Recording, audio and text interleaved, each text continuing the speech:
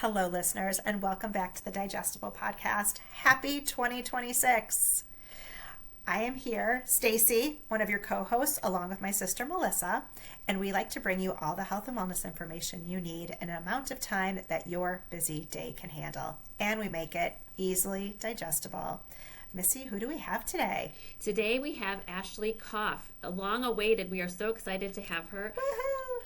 She also has a new book that's being released tomorrow. So let's talk a little bit about Ashley, Stacy. Okay, so Ashley Koff is a registered dietitian. She is a renowned personalized nutrition expert, media personality, and founder of the Better Nutrition Program and its associated tools.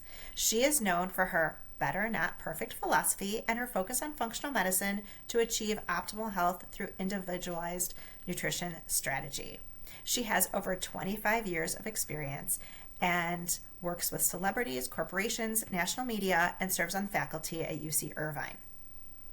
Yes, and she's got this new book out, as we mentioned. It's called Your Best Shot. And in the book, Ashley's mission is to reframe the entire dialogue around weight loss to one of weight health.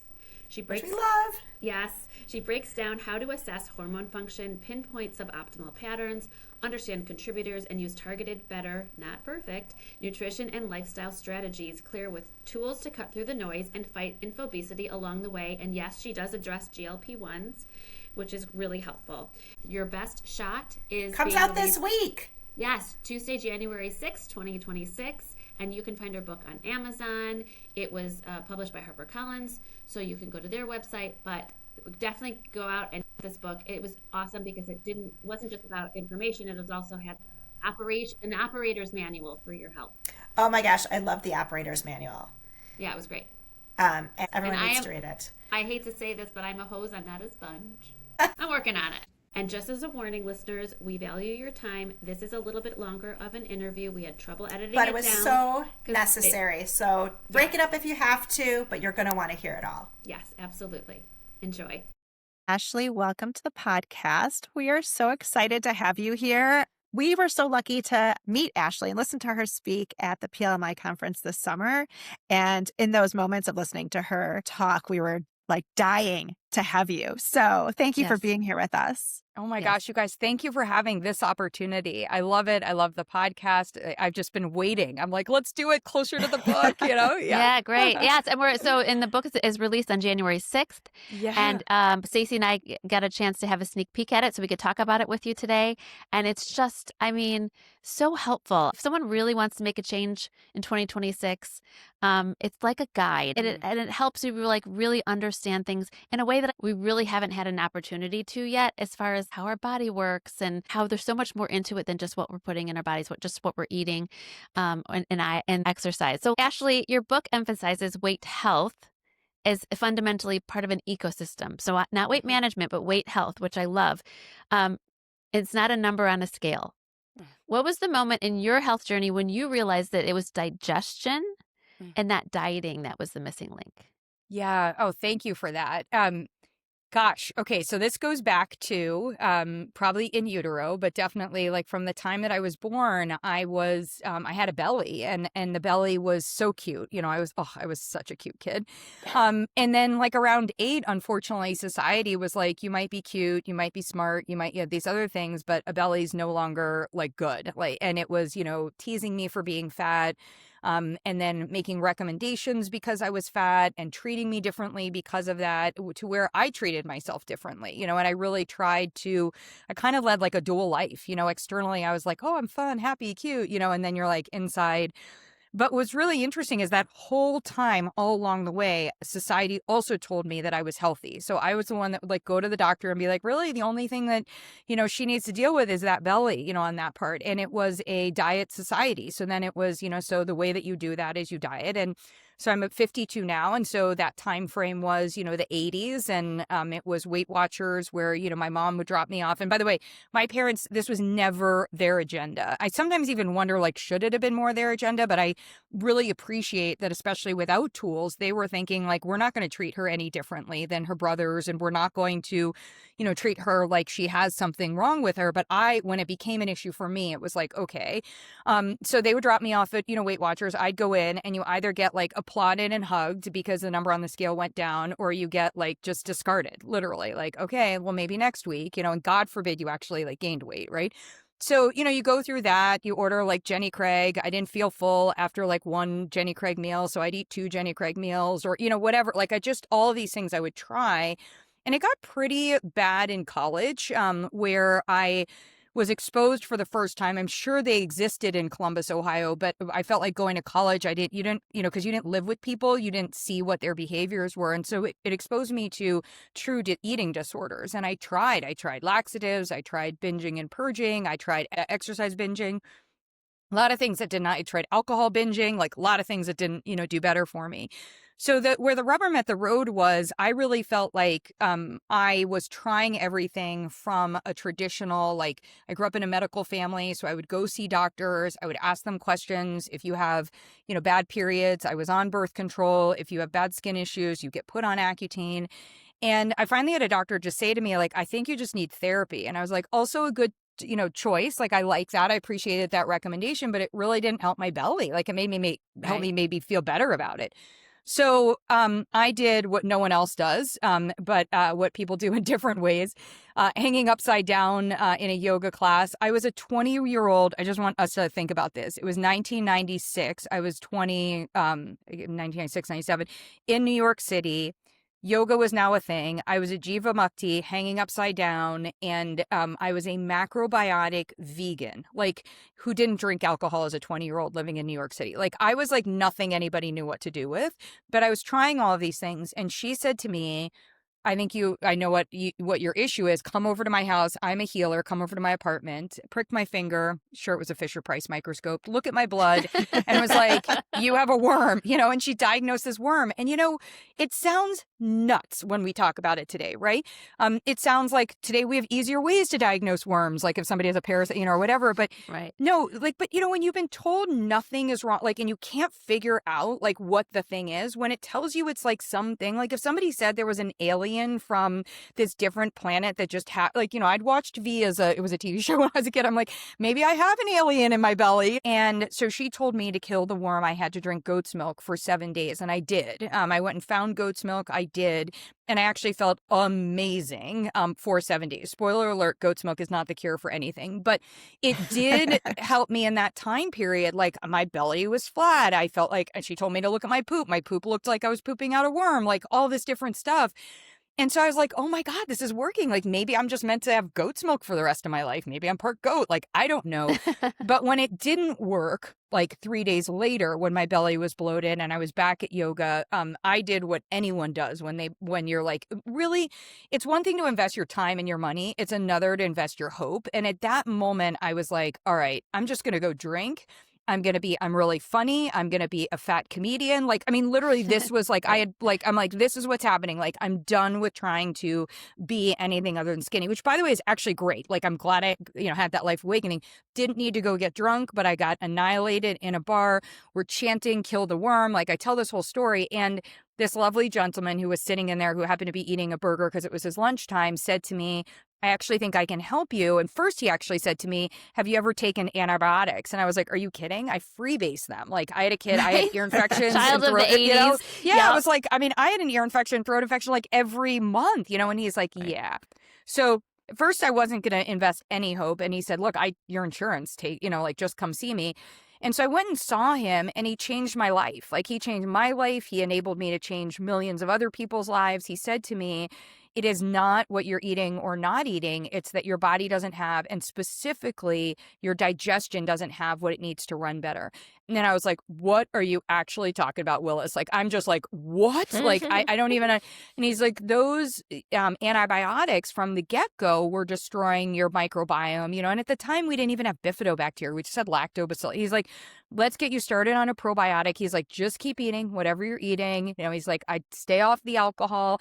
And it just sort of started to like unpack, this conversation. The next thing I know, I had like 30 different books in my hand at a bookstore. And I'm like, wait a second, like, I actually think that like whether it was chicken or egg, like was that my original problem? I didn't know at that point, but I'm like, I definitely feel like I'm on the path. And then within 6 weeks, I had an appreciably better belly, like inside and outside. Cause at that point I couldn't even like eat and then, not have to run to the bathroom. So it was like so helpful, to have this. So that was like this life-changing moment where you're like, oh, my digestion isn't just this hub where that food goes through and either like, goes to cells or gets eliminated. It actually is doing stuff. Like that was really cool. Yeah. Right. But and you talk about like, well, one example, you give a lot of case studies in your book, which I think is so helpful. Good. And you did talk about one of your patients was Mr. Pizza Pop. Yeah. And his transformation came from timing because he would like not eat all day and then he would eat everything at night. Yeah. And so you talk to him, but you talk about the 4 pillars because it's not just because you were talking just now about probiotics, but it's not just what we're eating. Can you talk about the 4 pillars? I don't even know. Sure. Yeah, that would be great. Yeah, totally. So unpacking all of this, digestion led me to a path where I was like, I am going to heal everybody in this world who has ever battled a weight issue, but certainly like any kind of a health issue. And it's going to be important for me to lean into digestion. So that was really like let me start with everyone and evaluate digestion. But what was interesting was I was practicing in Los Angeles. I became known as the person who helps everybody get and stay like weight healthy. Like it was like you came to see Ashley, on this part. That's and I was great. like, wait, I'm not like, it was like, it wasn't. I mean, it was great for business, but it was also, like, and then when I told people like, oh, it isn't that you just, stop eating or, it was like, we actually have to do some work. So it led me to a part-time gig where I was helping patients at Cedars-Sinai before and after bariatric surgery. And so one of the things I'm the most proud of was that I actually incorporated into our recommendations there doing digestive tune-up work before and after surgery. And we demonstrated, really improved outcomes.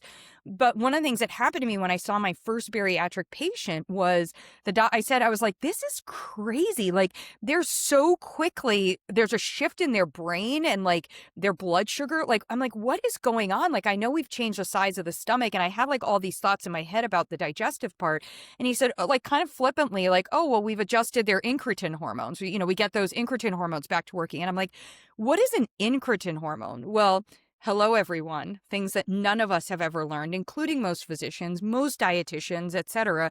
And we now know today, because there is a medication called a GLP-1 agonist, your incretin hormones, GLP-1, GIP, and then also PYY and CCK, which are not called incretin, but I've put all of these together. I call them your weight health hormones.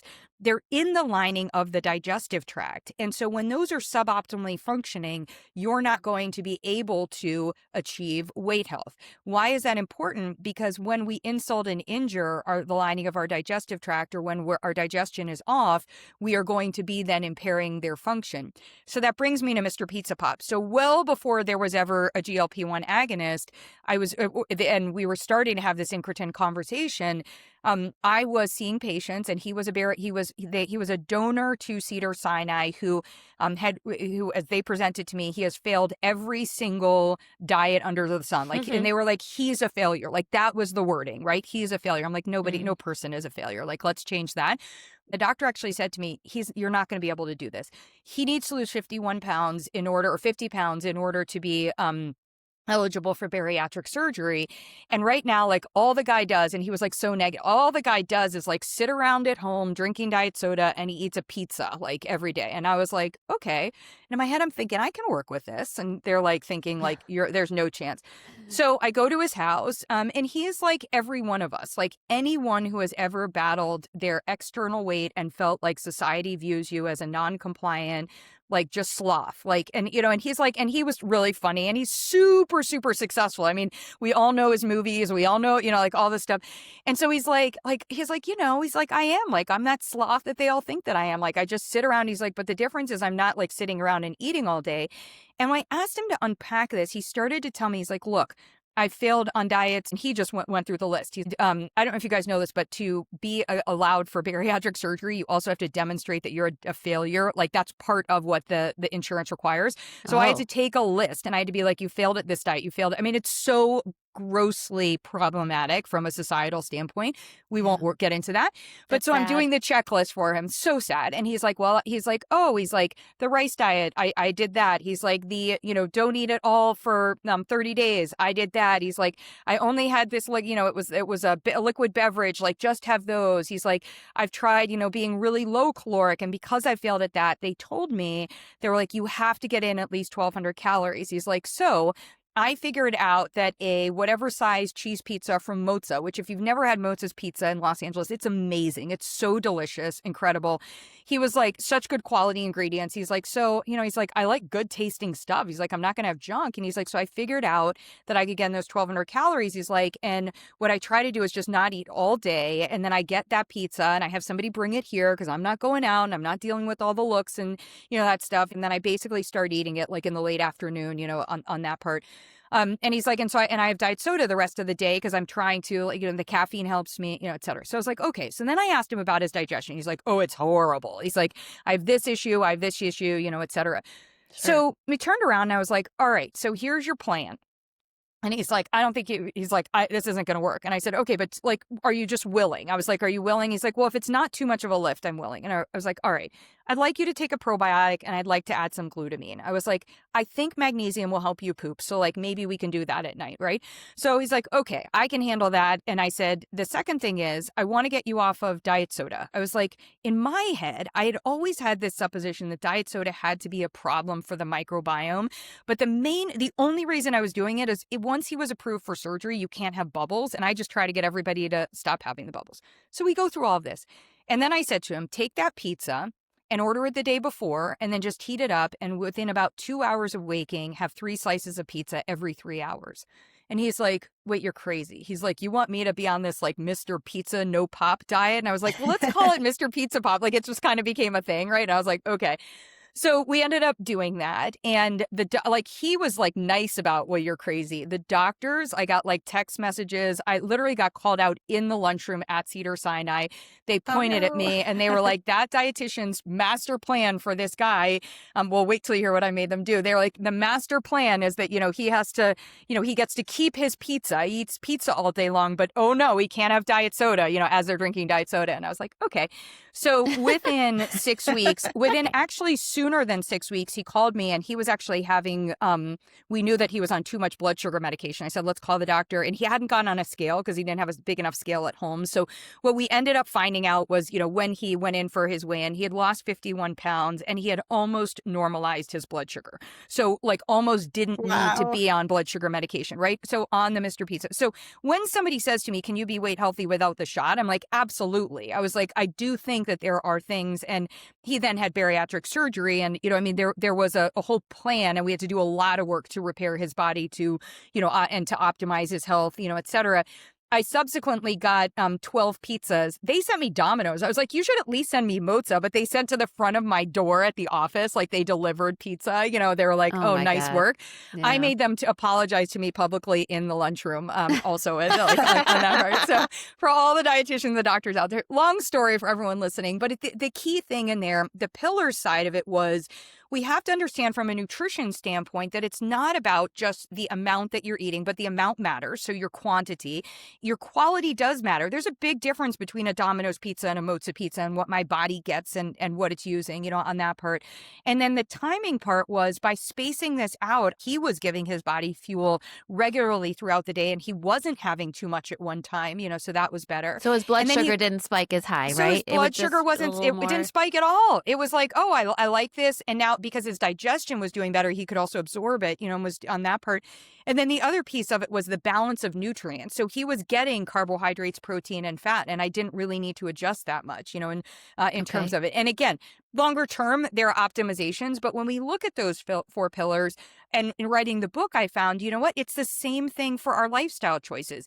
Yes, those are the pillars for nutrition, but when I look at activity as an example, the amount of activity, we should break up with these recommendations that are like, you need to exercise 30 minutes in the day. No, you need to move your body every 3 hours. You need to move your body in different types of ways, right? We need a balance, a variety of them, and we need to look at the amount, and that amount is going to be specific to your body of what it actually needs, from that standpoint. So I use these 4 pillars as we went throughout the book. And I also borrowed from him the pizza analogy. I was like, oh, I'm going to tell Yes. people that we can, so the pizza analogy, as you get your playbook or how you build your plan, we use the analogy of a pizza where the crust is your digestion and hydration, the sauce is your nutrition, the cheese is your lifestyle choices, and then the toppings are the ones that we all get asked about all the time, right? The medications, the supplements, like everything else, but they're just the toppings. Yeah.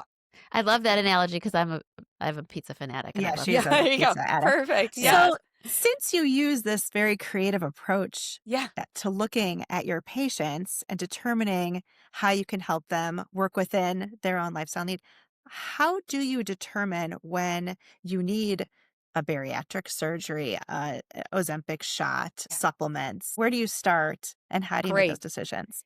Yeah, I love that part. And I do believe you're probably better off having a qualified practitioner that you can have this conversation with. And I recognize, as I say the word quality matters, qualified practitioner, that might not be available to everyone.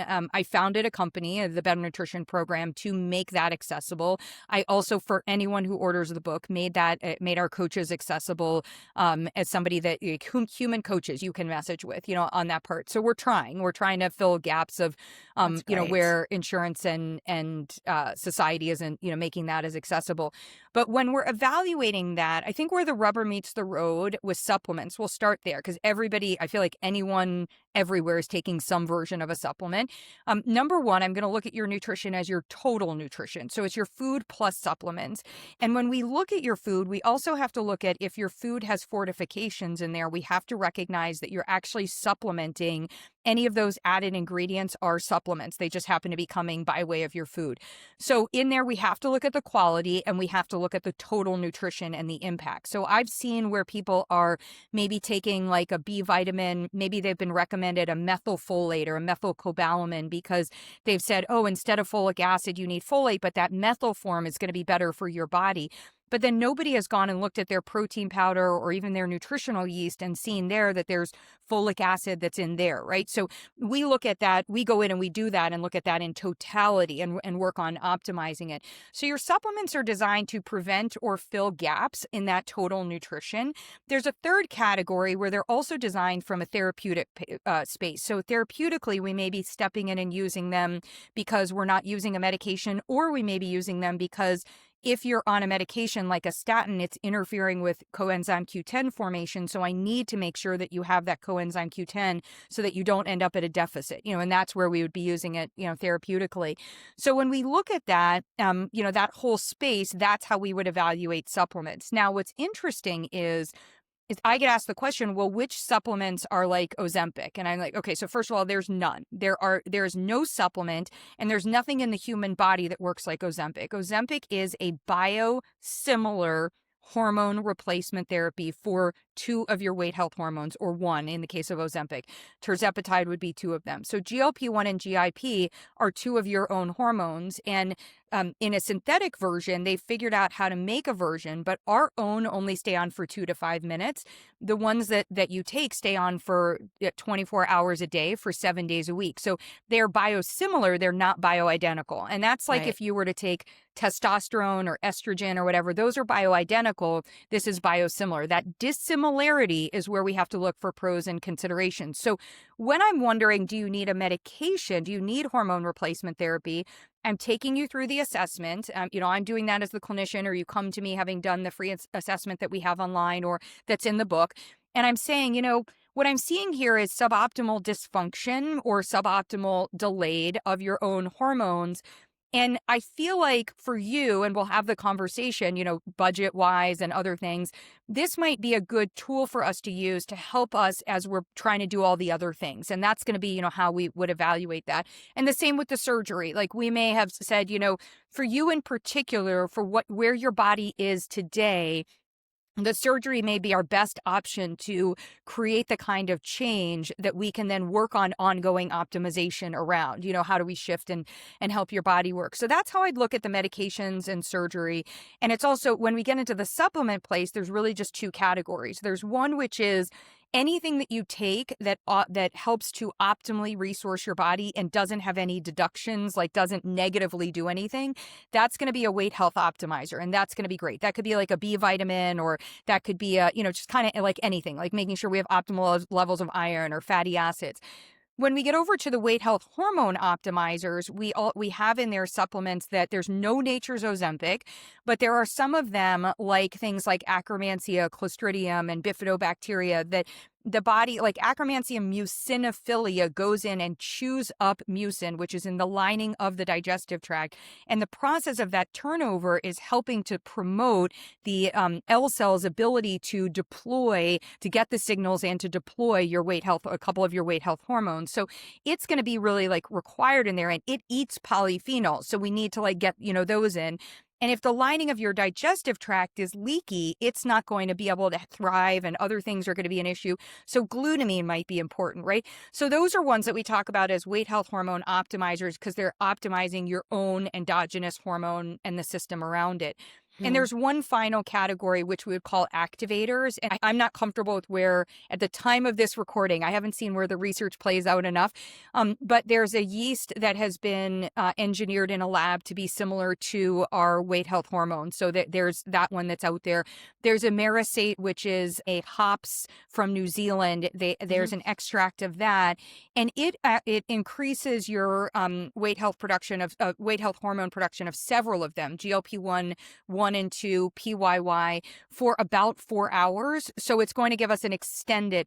So the way that I look at that is I'll ask like questions of people. I had one that I talk about in my book, where I have several, but I had this great plan for her, and she's just like, I get it. I'm 42. Life goes off the rails at about 2:00 when my kids are done with school. My husband's not home yet. I'm doing all this. And she's like, in the next 7 hours, like, I don't know if I can do what it is I'm supposed to, what we've set out here. I want to. I'm well-intentioned. And I was like, what if we used the Amerisate during that time period? Game changer for her. And she came to me being like, I do not want the shot. I can't afford it. I think it's not going to actually help me with all the things that I'm looking for, that kind of thing. Yeah. So, we can use all of those pieces, but that's how I kind of break it down on that part. That's when I go off the rails, when I get the kids, the transition from, it's the end of my work day, although sometimes I have to go back and do some work, but like, Right. I want to reward myself for going to pick up the kids. I'm sitting in the car, and then I'm getting the kids all their stuff and putting things away, and there's food nearby. You just want to sit and snack all Off the the time. rails. You're And doing then all it's the time for things. dinner, and I'm not even hungry because Right. just eating like Right. 2 meals. So that's, And you I just get said it. something so important, Melissa, too, is that you made a mention in there. I love when, as my colleague Dr. Maritza says, when life lifes. So your life, you're like, sometimes I have to go back to work, and that was one of the ones for her too, where there was such a guilt complex too of like, well, sometimes I then like I'm in like full on mom mode, and then I'm in partner mode, and I have a dog. She's like, and then I have to go back to like work mode, and it was like at night was just like adding on top for her. And so I think there's so many people like you that are in that position where many of our different roles can collide, and it suddenly becomes a snowball that makes it overwhelming to like stick to what it is what's better for our bodies. And I think it's a combination of heightened stress is making me crave sugar, but then my mental state is I want to reward myself for doing all this stuff. Right. So it's those two things are like giving me permission to then do the eating and then forget it. It's so And then what hard. is stress doing there? Stress is then also turning attention away from your digestion. So it's deprioritizing how the That's a body good point. uses Oh it my and gosh. driving it to fat. Yeah. Yep. Great. Right. Well, and so Yes. and I want to talk back a little bit more about the switch hormones, which is what the GLP-1s, you're talking about the switch hormones. Correct. So it sounds like for people who have the absence of a lot of the precursors to the switch hormones functioning well, it sounds like food as medicine approach could work over time. It could be something that eventually your system can get reset when you work on the timing, the quality, the nutrition, and what's the fourth pillar again? It was Quality, quantity, balance, and timing. quantity and Yes. right and balance. Yes. So when balance.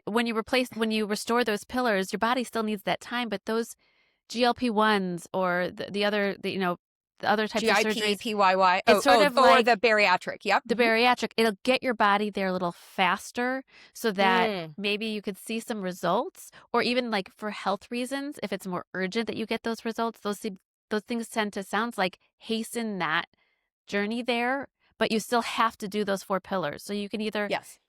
so if you didn't want to do the the shot or the Mm-hmm. bariatric surgery or what have you, and you wanted to get those 4 pillars in place, Mm-hmm. you help with the supplements can get you there faster, but also just knowing that those are the things that will get you to a place where your digestive system is giving your body the right signals, right? And your digestion's working well. Don't we wish you're in the I've got you guys, I don't know if anyone sees it visually, but I'm wearing my Better Not Perfect sweater today. Love it. Because I wish that's like the perfect world, right? It's like, I don't need I don't need an agonist. I don't need a medication, on that part. And by the way, that is millions and millions of people. So I want to be clear about that part. I think where the rubber meets the road is when what we need to do is learn to decode the signals that your body is sending. Mm-hmm. And the question mark is, I can ultimately try to make it as simple as possible to do that and say, oh, they're just 4 pillars. They're 4 for nutrition. They're 4 for lifestyle. But it's also like we live in the real world of that may not be the case. It may be that, and we live in a world of where we all have our own genetics, and, we may be in a place where there's just more working against you than working for you in that space. The other part about it is, and I bring this to the table, I have battled against my belly from age 8. And I think I would say I probably stopped battling it maybe. I mean, you never I don't feel like I've ever fully been like, God, you're just look at you, whatever. I mean, there have been times where I'm like, you look hot, great. But I still have those moments where I'm nervous about the way my belly looks. But, I think I got to the place at 30, but then 45, 47, my hormones started to leave my body. And, and I had a belly for the first time in a long time. I had a pronounced belly, and suddenly I'm like, what is happening here? And so one of the goals of my book, the goal of my book is to talk about weight health and to arm us with a playbook for all of us to regulate, optimize our weight health, GLP-1 shot or not. And what I want us to do is to feel comfortable with that statement. Every single podcast I'm on, thank you guys for not starting out here, just ask me so are you pro or against them? I'm like, it's the dumbest question. It is a tool in the toolkit. That's nobody asks, are you pro or against testosterone? Or maybe they do. Or are you pro or against a diabetic having access to insulin? These are dumb questions. The question is, there is no question that we have to, for everyone everywhere, we need to optimize our weight health. And that's what this is a playbook for, what this approach is for. The question mark is, what tools in the toolkit do we use right now? And it leads to another question where somebody asked me, even this woman who went through, and she's at 43, she's like, I am slaying. She's like, I love my body. I'm so happy with all of this. My plan is doable. I'm exactly where I want to be. And I said to her, I was like, I want to be on record. I'm not sure when you go through perimenopause and menopause further that I can tell you'll never need the shot. There's just this part Right. of that. So I think for all of us and for anyone listening, it's I think we want to try to de-escalate it's so based on bias around weight as well, but we want to de-escalate the importance of whether you're on or off the shot and more come to the fact that what we have now is an understanding of the way that the body works that we've never had before. We were trying to fix people when it came to insulin and blood sugar related issues before. We were trying to fix people starting with insulin. If that's going in and having I don't know anything about a car, but something in the car engine not working and trying to fix the air in the tires. We just were so far behind, on that part. Mm-hmm. And same thing with appetite and satiety. So now we know that these hormones are so important. And so we can create a system, around that part. Yeah. So for your patients that you do end up recommending they go on a shot Yeah. or the calo curve, I forget what the other name is Amerisate. for it. Uh-huh. Yes. How do you help them Yeah. not be on it forever? Assuming Great. that that's the goal. Because for most people, they want to lose their weight, feel good, and not stay on it. You just nailed the $1 million question, Stacey. That is never the goal. That is, I want to just repeat for anyone everywhere. Even if you come to me and say, I have the budget for you and for Ozempic for a year, I still don't make your coming off of it the goal.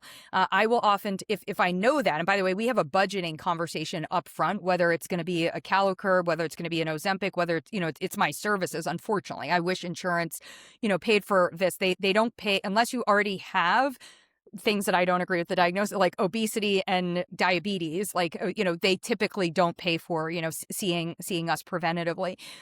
So in that space, my goal is to come in and say to you, okay, my goal for you is a life of weight health.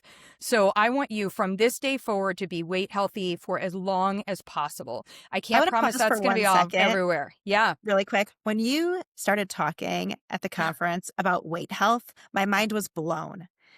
It was such like a pivot that you never hear anyone say. Everything is overweight, obese, Yeah. morbidly obese, underweight, eating disorder, whatever. And you were like, weight health. We're going to talk about weight health. And I was Yeah. like, weight health. That is the term Yes. that the whole world needs to hear, because everyone is so stuck on overweight, a number on a scale. Yeah. And so I Yeah. love that. So I just wanted to recognize Thank that, you. because when you Yeah. said that in our at the conference, I was like, oh my gosh. Yeah.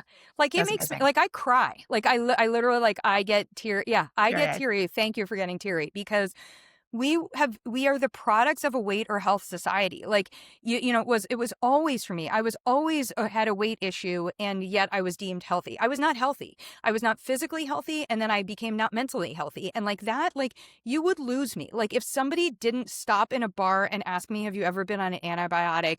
I would not be here today fulfilling my life purpose.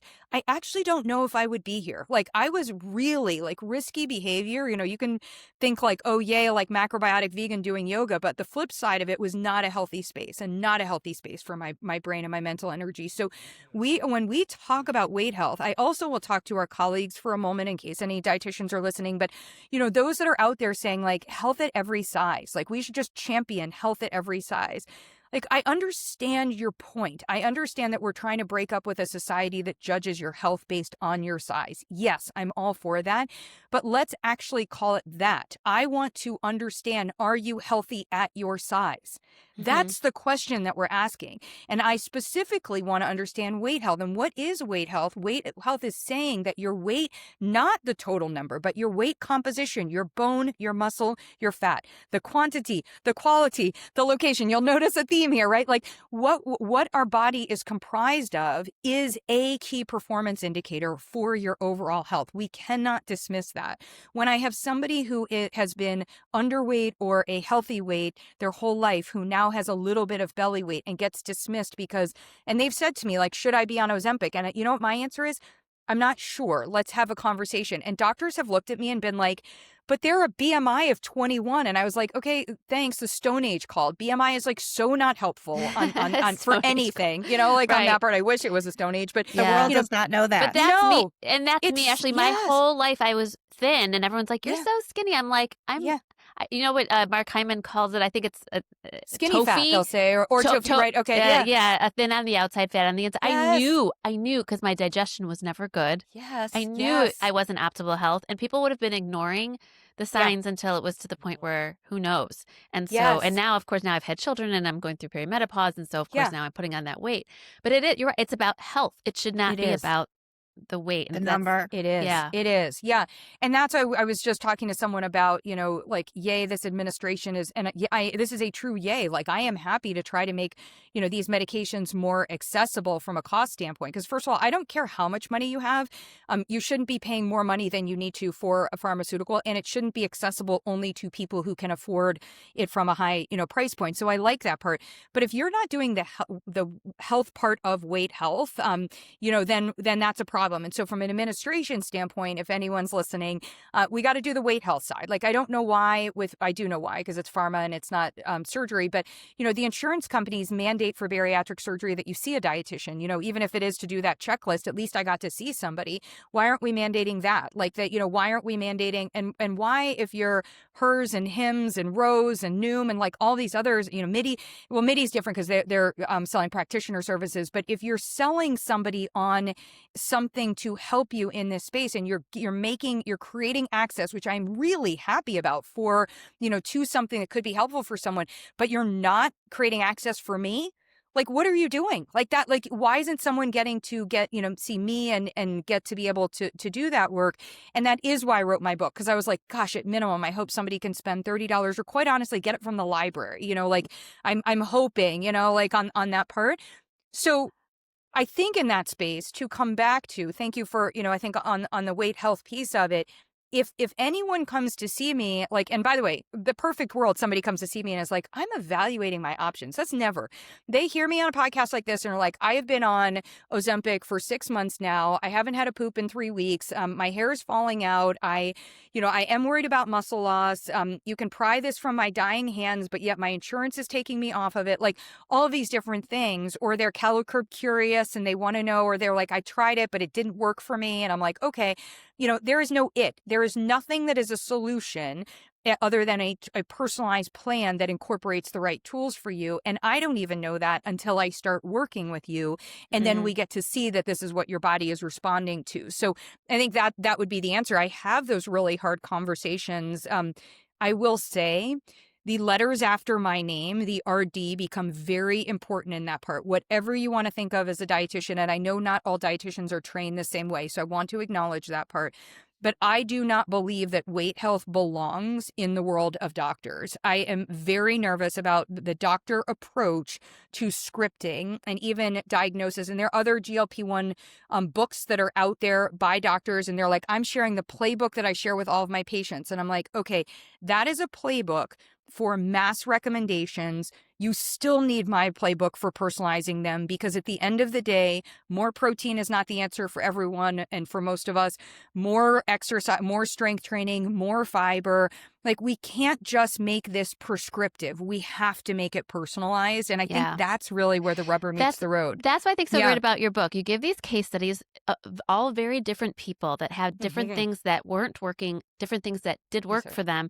And at the end of the book, you have this give yourself these tests, ask yourself these questions. How you answer the questions is going to help you know what your path forward is. And I just thought that was so great. I love that you have an operator's manual at the end of the book. Yes, thank you. And we strategically, I just have to acknowledge, and I just have to shout out Jess. Okay, so Jess is my, I co-collaborator, to bring this to a way that could be user-friendly, I needed all of that help. He's an editor by trade, if you will, but I think in this space, and we fought tooth and nails for this to not be an appendix. And we said this has to be an operator's manual. So I just want to acknowledge on that part.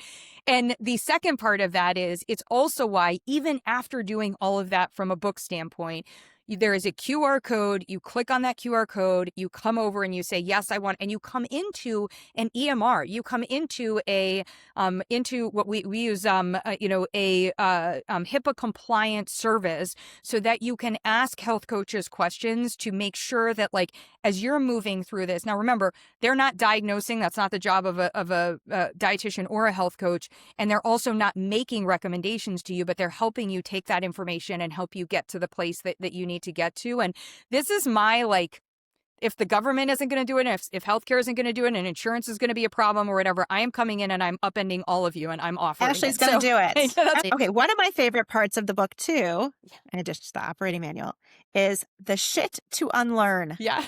Do you want to do a little brief overview of that? Because I feel like that everyone needs to hear that too. Yeah. Well, and I love the play with digestion. I will tell you right now, if you just get through the shit to unlearn, you are going to lose weight, because the emotional and mental weight that we are carrying from all of this stuff that is just wrong, unhelpful, and is having us invest time, money, and resources is profound on that part. So all the totals that are out there, including total cereal, but all the totals that are out there, total weight, total cholesterol, total blood sugar, your hemoglobin A1C, these things are not helping. They're not giving us an accurate marker of what's going on inside of us. And as a result, when we don't have a good goal of what to change or what, where we need to go, we can't create the better pathway forward, on that part. So I think that's key. And then the other one on that piece is also, we are taught by, from pretty much the time that we're born, from looking at images, to be okay, from an appearance standpoint, I can see who's healthy and I can see who's not. And so from a visual standpoint, literally just looking at a lineup of different people, don't make the assumption that this person, is dealing with that.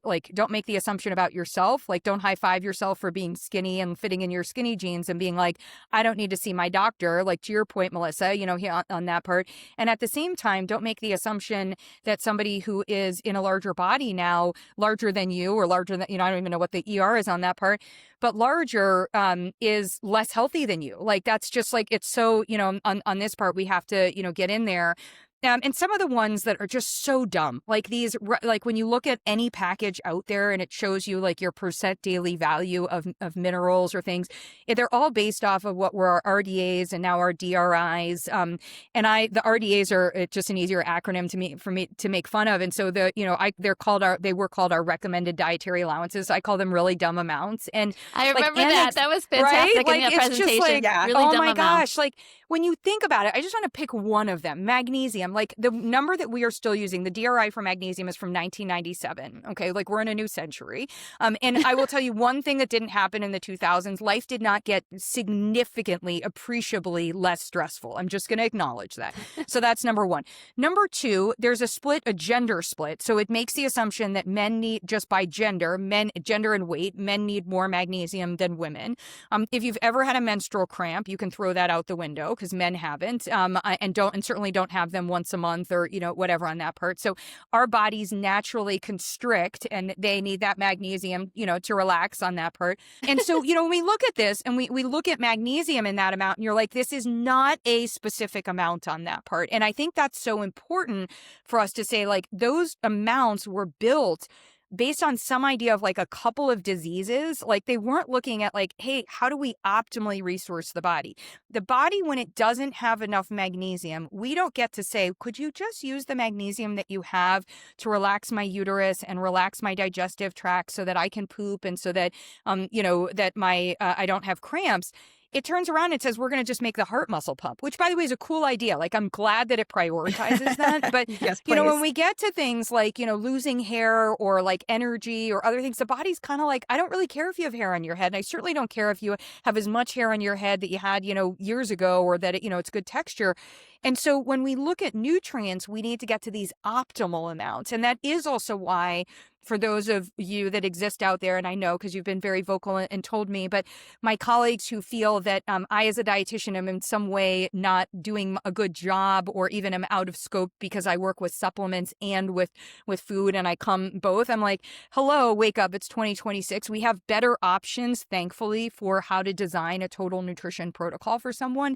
Yeah. And the supplementation in there is going to be a way that I can say, you know what, at night before bed, I don't necessarily need you eating food, but I do need you to have enough magnesium. And so this is going to be a way, that I can do that part. So when we unlearn these mass recommendations and we unlearn what's been directing us to failure, not us being a failure, but what has we have literally been taken down the wrong path. We, number one, get our hope back. We, number two, my colleague, Dr. Lucy McBride, I love this. She's talks about the empowered patient. We become empowered ourselves, right? Like the gift that doctor gave to me was I was now empowered. I had been so disempowered. And then we also understand that we are never going to be the same body on any given day in any given year.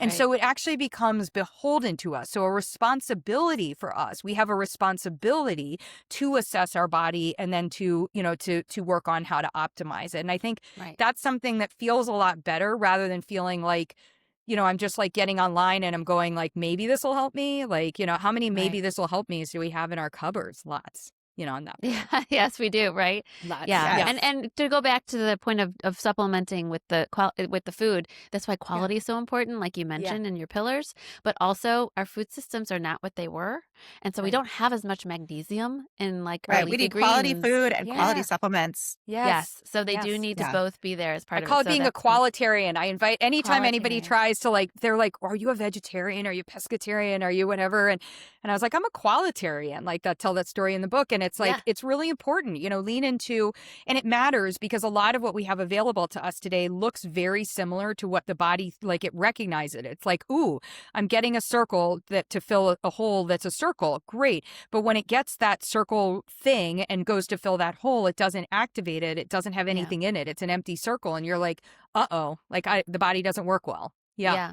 That's a really good Absolutely. analogy. I like that. Yeah.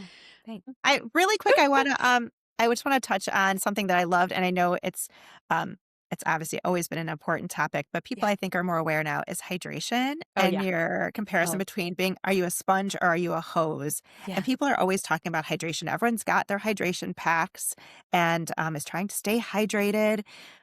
Just give us a little Yeah, nugget. like so Yeah. again, shit to unlearn. First of all, water consumption does not equal hydration. So more water, more hydrated. Nope, it's not a direct equation on that part. The daughter of a urologist, I actually like thought I knew a lot about hydration. And my dad, others would be like, "Oh, if your urine is clear, it means you're hydrated." No, it doesn't. It doesn't. It means you're probably not dehydrated to the extent that your urine is, is a different color. But you can't infer one, from the other. If you're not peeing or you're peeing all the time, like those are signals. Both of them are signals. And I think that we have to look at this. And the idea is like a sponge, and this is not my idea. The hose versus sponge. I had a wonderful colleague, a physician, who said to me, this is something that he uses in his practice. And so it was helpful for me to sort of take that. And I was like, this is the greatest idea ever.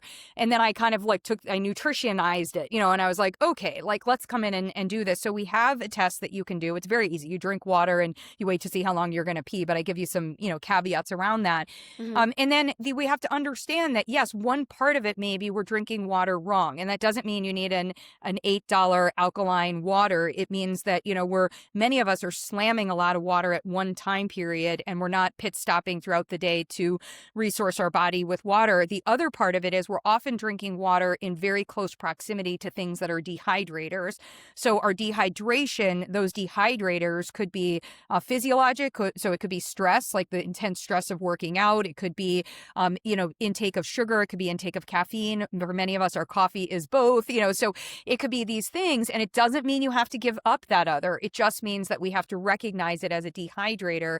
And then we also have to lean into what the hydrators are. And the hydrators are electrolytes, but not in terms of something that I'm selling you to take. That might be one way forward, but some of those electrolytes have non-nutritive sweeteners and also have sugar in them, and both of which may be negatively impacting microbiome or, your or be dehydrators. And then they also have a static amount of the electrolytes, and that may not work better for you. So I had a physician recently call me, and she also is an expert in nutrition. So I love having conversations. She's like, I'm going to kill Andrew Huberman. And I was like, okay, tone it down. Like, what's going on? And she's like, can you just she's like, I've got everybody who listens to his podcast thinking like my patients are coming in thinking they need 2 of those electrolyte supplements a day. And I was like, well, first of all, are any of them like, oh, I don't know, like half his size? Like, I mean, he's a big dude, right? And he also talks about the fact that like he trains really hard. He, he talks about sweating. He's like, I sweat a lot. And he also is a biohacker. He's figured out for himself what is better, right? So he's looked at his diet and been like, I don't get sodium in here. Or I might get, whatever. And he's also selling this stuff, I assume, like in some capacity, or, it supports his podcast or whatever in that part. I don't know the inner working, so maybe not. But in terms of mentioning those pieces. So I was like, all right, let's tell them, like, here's what you want to do. And I gave her the quiz and had them go through it. And I was like, and at the end of that, and one of the things I include in the operator's manual and in the online resources is also a way to assess your sodium and a way to assess your potassium and a way to assess your magnesium and your calcium. Because what we don't want to do is we don't want to get any one of those better, and in doing so suboptimally you create a problem for any of the others. And we see that all the time with calcium and magnesium, and we see that with sodium and potassium, and so we have to correct that overall. But it's one of my favorites too, because it's such low-hanging fruit. It improves your skin, improves your energy, it improves your weight health function. It's all these great things when we optimize our hydration, improves your blood sugar, right?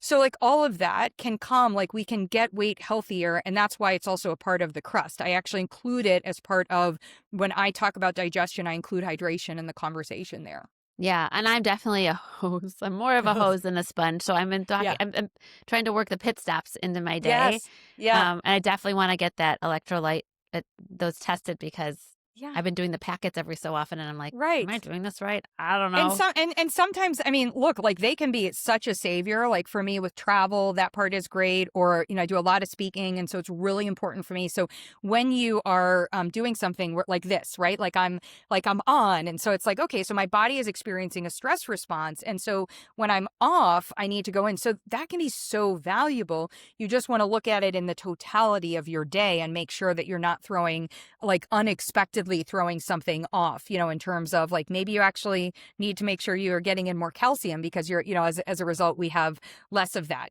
from some of the electrolytes, on that part. Yeah. Yeah, great. That's interesting. Yeah. I love Thank that. you. Okay. So I many. think we should Yeah. wrap this up as much as we I don't want to know. do that. We really Stacey and I could are talk both- all day. And we loved your presentation. It was so interesting, and we just had so Thank much you. fun watching We're you, so excited for your listening, book to come out. and you Oh, could have thank had a you. career as a comedian, but we're really glad this is what you chose. Yes. Very glad. My net, once the book is done, I'm like, well, if I'm on book tour anyway, I was thinking of just saying like, hey, turn my book tour into that comedic, Stand somehow. up. Yes. Who Open mic knows? Who nights. knows? Where is exactly, your book tour? Exactly. Where's your book tour Thank you. list? Yes, is it on your website? I have 15 cities, but I'm also open invitation to people who want to host me because I think this conversation excels in a personal environment. And I also like to shine a light on community resources, to help people feel like they, in that space. So it'll be fun. Are you coming to the Wonderful. Midwest? That's great. Are you I planning to come am. Yes. to I've got Chicago area? Cincinnati, Columbus, and so I'm in Chicago, April 17th and 18th. So I Okay. feel like I'm there because we're doing PLMI again there. But I actually was thinking that I'd love I'd to be do there. something in Chicago. So let's talk about that. That would be Yes, great timing that's if where not we before. saw Ashley. Yes. That was Yeah. great. Yeah. That'd be Yeah. great. Totally. We would love that. Yes. Okay, so every time we do an episode, we'd like to ask our guests the same final two questions. Great. The first one is, if you could give our listeners one takeaway, an action item they can leave with today, what would it be? I suppose I can't say get my book, but I will say You can say that. I but- could say it theoretically. And I think of all of these different things. There is, I want you to break up with weight versus health. And I really want you to embrace the concept of weight health. That should put you on a better trajectory of what your goals should be for you as an individual. that's great. That's amazing. Okay. And our last question is, we here at the Digestible Podcast like to say, don't panic, just pivot. Yeah. Are you willing to share a pivot or a change you've made in your life that you're proud of? Oh my gosh, I think I've shared 1,000. So thank you You for, have. indulging me on that part. But I most recently, I'll share one. And I think this one has been tricky. I am a practitioner. I love seeing patients. I get my juice from that. I love the one-on-one. I've obviously it's helped me refine my system. In as of October 1 of this year, I pivoted with a lot of coaching and a lot of support to say I am not going to be available. I, Ashley, am not going to be available because I've created this incredible team at the Better Nutrition Program who can see all the patients and do that. And I felt I wasn't going to be able to show up for patients. And I even had to put a little caveat in there and be like, well, except for some of the people I'm already seeing and, whatever. And they're like, shut it down. I tried on that part. So there's this the Better Nutrition Program is a wonderful opportunity. We make that available. And I have, especially to family members. No, I'm just kidding. But yeah, I've decided for now that is not a forever. That is at least just through Q1 so that I could do this. And it's really lighting me up because what it's doing is it's forcing me in these conversations to you get a little bit of my practitioner energy because I'm craving, those conversations. So it's been really, I think it's working out really well. Talk to me in March. I'll be so excited to see patients again. Yeah. Well, and if you ever want me to give you a call and just, present you with a small problem, Right. 15 If you want minutes. to on the side, just kind of. I'll make sure you send me that text message. That's why I was laughing about friends and family because I was like, now that I have the book, I literally, I've been doing it in a funny way, but where they message and they're like, hey, do you remember if that supplement, if that's actually better for me? And I literally just drop in my book. I just text it back and they're laughing. And I was like, sorry, that's what my coach told me to do, that kind of that's thing. funny. So it's good. Yeah. Well, it's thanks totally for good. being with us today, Ashley. This is Thank Thanks you for so having much, me. Ashley. We're so Thank excited you. about your book. Thank you, guys. Oh, it feels so good. Thanks for listening to the Digestible Podcast with our first guest of 2026, author and dietitian, Ashley Koff. Please check out her book. You can buy them wherever books are sold starting on January 6th. That's Tuesday, January 6th. When you share, we grow, and we love doing this for you. So if you like the Digestible Podcast, if you like this episode, please share us with others. It's the best compliment you can give us. If you have any questions or comments, you can email us directly at info@digestiblestrategies.com. We look forward to hearing from you. And remember, don't panic, just pivot. The content shared on this podcast is for informational and entertainment purposes only. We are not medical professionals, and the views expressed here are not intended to diagnose, treat, or cure any health conditions. Always consult with a qualified healthcare provider before making any health-related decisions.